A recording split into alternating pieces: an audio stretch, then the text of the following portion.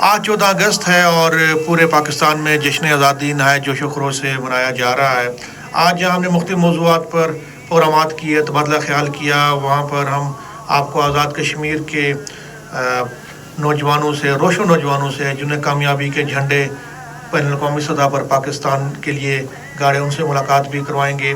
आज़ाद कश्मीर के उन नौजवानों से जो मुख्तलिफ फ़ील्ड्स के अंदर अपना नाम पैदा कर रहे हैं। आज हमारे मेहमान हैं आसिम अवान, और जिन्होंने स्पोर्ट्स की दुनिया में आज़ाद कश्मीर का नाम रोशन किया। आसिम, क्या हाल चाल हैं आपके? जी सर, शुक्र अल्लाह पाक। आसिम, आप ये बताएं कि आप कौन सा स्पोर्ट्स खेलते हैं और उस स्पोर्ट्स की तफसीलात बताएं, और उस स्पोर्ट्स में आपने कौन कौन सी मेडल्स और अवार्ड्स जीते हैं? जी सर, मैं मार्शल आर्ट्स गेम करता हूँ और मैंने वुशु में पाकिस्तान लेवल पर गोल्ड मेडल हासिल किए हैं, नेशनल कोयटा में ब्रॉन्ज मेडल हासिल किए हैं, और उसके बाद खास करके पाकिस्तान को रिप्रेजेंट करके ईरान में 2 बार ब्रॉन्ज मेडल हासिल किए हैं। आप ये जो आपने स्पोर्ट्स का शोबा जो आपने सेलेक्ट किया और इसमें आप माशाल्लाह बड़े अच्छे तरीके से प्रोग्रेस भी कर रहे हैं, इनमें आपको किन मुश्किलात का सामना करना पड़ा शुरू में, और आज आप क्या समझते हैं कि नौजवानों का मुस्तकबिल स्पोर्ट्स में क्या है? जी सर, जब मैं स्पोर्ट्स में आया तो काफ़ी मुश्किलों का सामना देखना पड़ा, क्योंकि हमें स्पोर्ट उस तरह की नहीं थी। क्योंकि रियासत के अंदर ऐसे नौजवान मौजूद हैं जो कि नेशनल लेवल पर और इंटरनेशनल लेवल पर पाकिस्तान का नाम रोशन कर रहे हैं, और अगर हमारी पूरी यही सोच होती है कि हम किसी तरीके से नेशनल लेवल पर पहुँचें और फिर हमें मौका मिले कि इंटरनेशनल लेवल पर हम पाकिस्तान को रिप्रेजेंट कर सकें, ये हमारी दिली ख्वाहिश होती है कि हमें ये कलर लगे और हम इंटरनेशनल लेवल पर खेलें और पाकिस्तान का नाम रोशन करें। अच्छा, मुझे ये बताएं आसिम कि जो नौजवान इस फील्ड में आना चाहते हैं, उनको आप क्या मशवरा देंगे और वो कैसे इस फील्ड में आ सकते हैं? हमारे आज़ाद कश्मीर के अंदर क्या स्कोप है? जी सर, मैं नौजवानों को यही मशवरा दूंगा कि आप स्पोर्ट्स की तरफ आएँ। स्पोर्ट्स एक आपको अच्छे रास्ते पे लगाती है, आपकी फिटनेस बहुत अच्छी रहती है और आप मेंटली तौर पर बहुत स्ट्रॉन्ग रहते हैं, और आपको काफ़ी चीज़ें सीखनी पड़ जाती हैं, उसमें आपको काफ़ी चीज़ों का पता भी चल जाता है। और यहाँ पर स्पोर्ट्स में आने के लिए सर ये होता है कि सबसे पहले आपको छोटी गेम्स वगैरह करनी पड़ती हैं। फिर इसमें थोड़ा सा मैं आपकी बात काटूंगा। जो आपकी जो स्पेसिफिक फील्ड है मार्शल आर्ट, जी सर, मैं उस वाले से खसूसी तौर पे ये पूछना चाहूँगा कि मार्शल आर्ट की तरफ जो नौजवान आना चाहते हैं वो क्या पहला कदम उठाएं, दूसरा स्टेप क्या हो, कैसे वो इस फील्ड में आगे जा सकते हैं? हमारी बच्चियाँ भी हैं जो ये सीखना चाहती हैं, तो थोड़ा सा उनको गाइड कर दें स्टेप बाय स्टेप। स्पोर्ट्स तो एज ए जनरल बहुत सारी स्पोर्ट्स आ जाते हैं, बहुत सारे खेल आ जाते हैं, क्योंकि आपकी फील्ड जो है वो बुनियादी तौर पर मार्शल आर्ट्स की है। उस पर थोड़ा सा बता दें स्टेप बाय स्टेप कैसे उनके लिए आसानी हो और वो इसको एज ए प्रोफेशनल चूज़ कर सकें। जी सर, बहुत अच्छा सवाल है आपका। दरअसल के आज़ाद कश्मीर के अंदर बहुत से ऐसे नौजवान हैं, क्योंकि मार्शल आर्ट एक गेम में काफ़ी इसके अंदर मार दाड़ भी होती है, और कश्मीर के लोग इस हिसाब से इसमें बहुत ज़्यादा तेज़ भी हैं, और उनके लिए यही होगा कि वो एक क्लब को ज्वाइन करें और उसके बाद वहाँ पर ट्रेनिंग करें। उसके बाद कश्मीर लेवल पर इवेंट्स होते हैं, वहाँ पर आपको स्पोर्ट बोर्ड देखने आता है, वहाँ पर आपको जब कोई ट्रायल वगैरह होते हैं वहाँ पर वो आपको सिलेक्ट करते हैं, फिर आपको चांस मिलता है कि आज़म गेम्स में और यूथ गेम्स में, उसके बाद फिर आपको चांस मिलता है कि नेशनल गेम्स में, और नेशनल गेम्स में जब आपकी परफॉर्मेंस बहुत अच्छी हो जाती है, वहाँ से आपको पाकिस्तान हायर करता है, वो कैंप में आपको लेके जाते हैं, वहाँ से उसके बाद आपको इंटरनेशनल लेवल पर पाकिस्तान की नुमाइंदगी करने का मौका मिलता है। और उसके बाद सर इसमें यह भी है कि यह नहीं है कि इसमें अगर आप जब आपको पाकिस्तान की नुमाइंदगी करने के लिए आपको इंटरनेशनल लेवल पर ले जाया जाता है, वहाँ पर अगर आप ओलंपिक में आप जाते हैं, वहाँ पर गोल्ड होते हैं, आपको 3 करोड़ पे आपको कैश प्राइज़ आपकी है। और इस बार हुकूमत ने बहुत अच्छा किया कि स्पोर्ट्स की जो अमाउंट थी उसको बढ़ाया है मेडल्स की, और अगर आप एशिया में जाते हैं खेलने के लिए, वहाँ पर अगर आप गोल्ड हो जाते हैं आपको 1 करोड़ पे कैश प्राइज़ दी जाएगी, और उसके बाद जब आप जिस तरह सिल्वर और ब्राउन्ज उसकी भी कैश प्राइज़ दी जाएगी। ये बताएं आसिम कि हमारे आज़ाद कश्मीर में कोई क्लब्स मौजूद हैं जहाँ पे नौजवान जाके सीख सकते हैं? ये सहूलियात यहाँ पर मौजूद है हमारे आज़ाद कश्मीर के अंदर? जी सर, यहाँ पर ये اپرچونیٹیز جو ہے یہ ہے تو موجود، لیکن وہ ہم خود ہی چلا رہے ہیں، جبکہ یہ حکومت کا کام بنتا ہے کہ یہاں پر کلب وغیرہ کھول کے دینے اور تاکہ بچے سپورٹس کی طرف آئیں. ہم جو ادھر آفیشیل ہیں جو گیم کر رہے ہیں ان کو کوچ ہائر کریں تاکہ وہ بچوں کو اچھی ٹریننگ دے سکیں اور تاکہ بچے آگے نکل سکیں. اور ان کو سب سے مین جو چیز کی ضرورت ہے وہ کلبس کی جو ضرورت ہے، جو کہ ہمارے پاس تو ہیں لیکن وہ ہمارے پاس اس طرح کی سہولت نہیں ہے، کوئی ایسی چیز پرووائڈ نہیں ہے کہ ہم ان کو ایک اچھا پلیٹ فارم مہیا کر دیں. یعنی کہ سرکاری سطح پر کوئی بھی کلب آزاد کشمیر میں موجود نہیں ہے جہاں پر جی سر. ہماری نوجوان بچیاں اور بچے جا کر یہ سیکھیں اور آزاد کشمیر نام روشن کریں.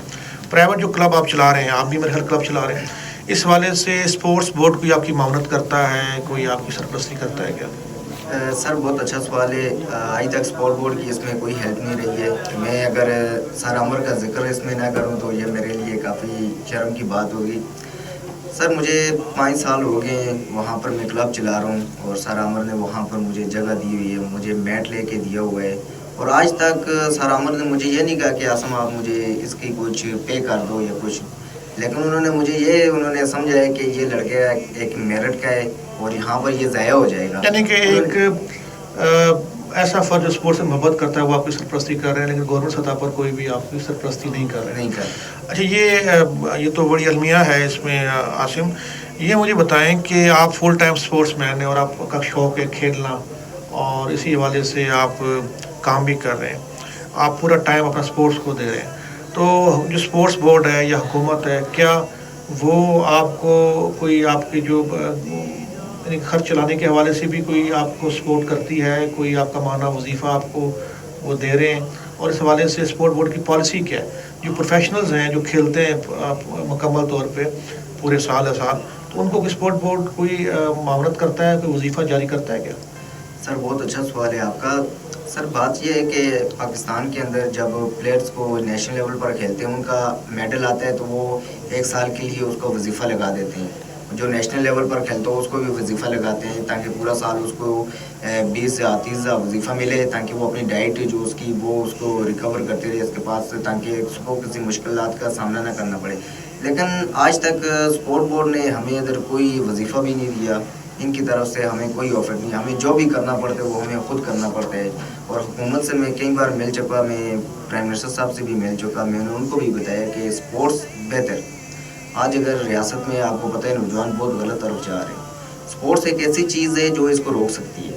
نوجوان ایک سیدھے راستے پہ چلیں گے، اور اگر یہاں پر سپورٹس نہیں ہوگی تو مجھے نہیں لگتا کہ یہ لوگ اس چیز کو سمجھ سکیں. اچھا، جو جسم ہے وہی ایک اچھا جو ہے دماغ کی نشوونما کرتا ہے، اس میں تو کوئی دوسرے رائے نہیں ہے. عاصم، آج کے جو نوجوان ہیں ہمارے وہ زیادہ تر موبائل کا استعمال بہت زیادہ بڑھ چکا ہے، اور ان کی کوشش یہ ہوتی ہے کہ اگر ان کے پاس انٹرنیٹ ہے یا موبائل ہے تو وہ اپنا ٹائم زیادہ زیادہ کمرے کے اندر ہی گزاریں. اسپورٹس کی طرف لوگوں کا رجحان نوجوانوں کا خاص طور پر بہت کم ہو گیا، جس کی وجہ سے طرح طرح کی بیماریاں، اور آپ دیکھ رہے ہیں ینگ لوگوں کو بھی ہارٹ اٹیک ہو رہا ہے.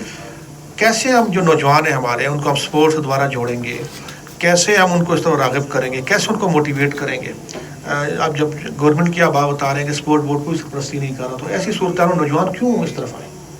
سر بہت اچھا سوال ہے. سر یہی چیزیں میں ان سے بار بار ملتا ہوں، میں ان کو یہ کہتا ہوں کہ آج اگر ہمارے نوجوان غلط ٹریک پہ چل رہے ہیں تو اس کے سب سے بڑے ذمہ دار اسپورٹ بورڈ ہے.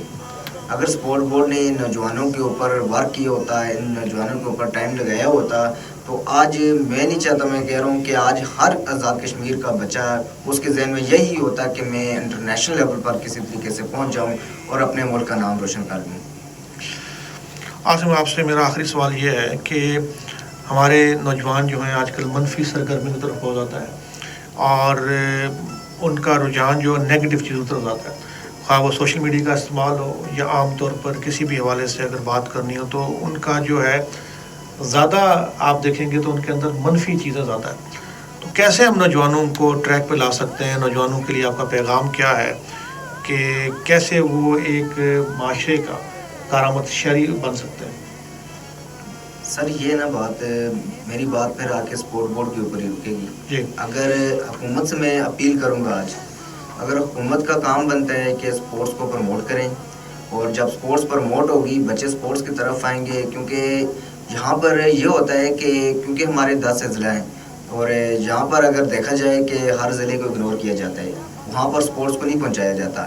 مظفر آباد میں اب یہ کرتے ہیں, اب ڈپارٹمنٹ کے پاس تو کوئی چارہ نہیں ہوتا, ان کو پتہ ہے کہ ہم نے تو کوئی کارکردگی دکھائی نہیں ہے ہمارے پاس کہ ہم پلیئروں کو لائیں, تو پھر یہ کرتے ہیں کہ سر یہاں پر یہ ہوتا ہے کچھ لوگ آپس میں ملتے ہیں, مل کر ایک ہی بچہ 3-3 4-4 گیموں میں ڈلوا دیتے ہیں, اور جس سے پیچھے جو پلیئر ہیں کشمیر کے وہ ان کا ہاتھ مارا جاتا ہے وہاں سے, جس وجہ سے پھر وہاں سے ہر بندے کا دل بھی ٹوٹ جاتا ہے کہ ہمیں چانس ہی نہیں دیا جاتا, موقع نہیں دیا جاتا. کیونکہ اب اسپورٹ بورڈ کی اس میں یہی غلطی ہے کہ اسپورٹ بورڈ صرف اپنے آپ کو بچانے کے لیے پھر وہ یہ اسٹیپ اٹھاتا ہے, اس کی مجبوری بن جاتی ہے کیونکہ اس کے پاس تو نہ اسپورٹس مین ہے نہ کوئی, پھر وہ ایک ہی لڑکے کو 1-2 گیموں میں کھلانا ضروری ہو جاتا ہے, کیونکہ ان کو پتہ ہے کہ اگر ہماری ظاہر سی بات ہے اب حکومت میں ان کو جواب دینا پڑتا ہے, حساب دینا پڑتا ہے, تو پھر وہ اس اسٹیپ کو یوز کرتے ہیں. بہت بہت شکریہ عاصم, آپ نے وقت دیا اور آپ کی نئے خواہشات ہیں, آپ اسی طرح کھیلتے رہیں کودتے رہیں, آزاد کشمیر کا پاکستان کا نام آپ پوری دنیا میں روشن کرتے رہیں. ناظرین, بہت جلد آپ سے کسی نئے پروگرام میں ملاقات ہوگی, تب تک کے لیے دیں اجازت, اللہ حافظ.